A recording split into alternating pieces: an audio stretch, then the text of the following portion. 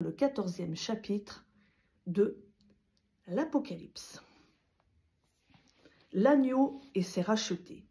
Je regardai, et voici l'agneau debout sur la montagne de Sion, et avec lui 144 000 personnes, qui avaient son nom et le nom de son Père écrit sur leur front.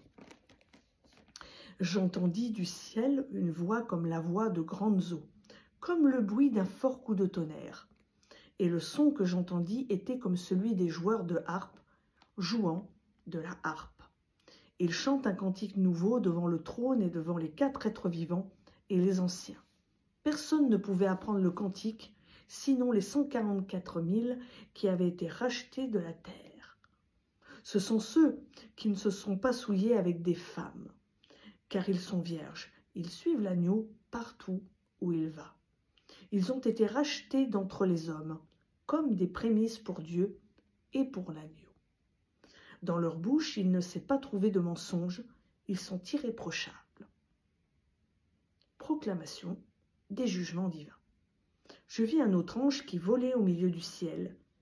Il avait un évangile éternel pour l'annoncer aux habitants de la terre, à toute nation, tribu, langue et peuple. Il disait d'une voix forte, « Craignez Dieu et donnez-lui gloire, car l'heure de son jugement est venue, et prosternez-vous devant celui qui a fait le ciel, la terre, la mer et les sources d'eau. » Un second ange, suivit, disant, « Elle est tombée, Babylone la grande, qui a fait boire à toutes les nations du vin de la fureur de son inconduite. » Un troisième ange les suivit en disant d'une voix forte, « Si quelqu'un se prosterne devant la bête et son image, et reçoit une marque sur le front ou sur la main, il boira lui aussi du vin de la fureur de Dieu, versé sans mélange dans la coupe de sa colère.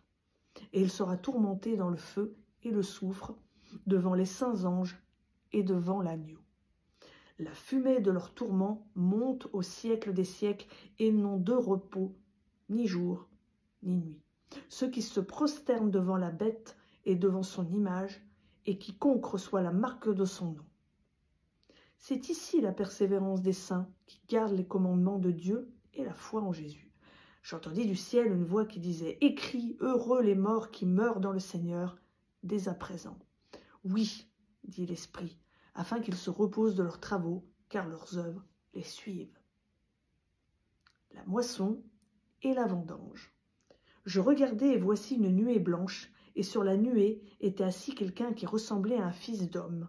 Il avait une couronne d'or sur la tête et une faucille tranchante à la main.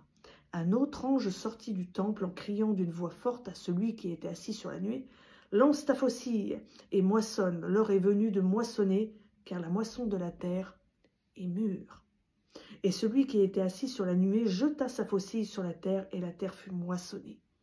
Un autre ange sortit du temple qui est dans le ciel. Il avait lui aussi une faucille tranchante. Un autre ange qui avait pouvoir sur le feu sortit de l'autel et s'adressa d'une voix forte à celui qui avait la faucille tranchante, en disant, « Lance ta faucille tranchante et vendange les grappes de la vigne de la terre, car ses raisins sont mûrs. » L'ange jeta sa faucille sur la terre, il vendangea la vigne de la terre et jeta la vendange dans la grande cuve de la fureur de Dieu.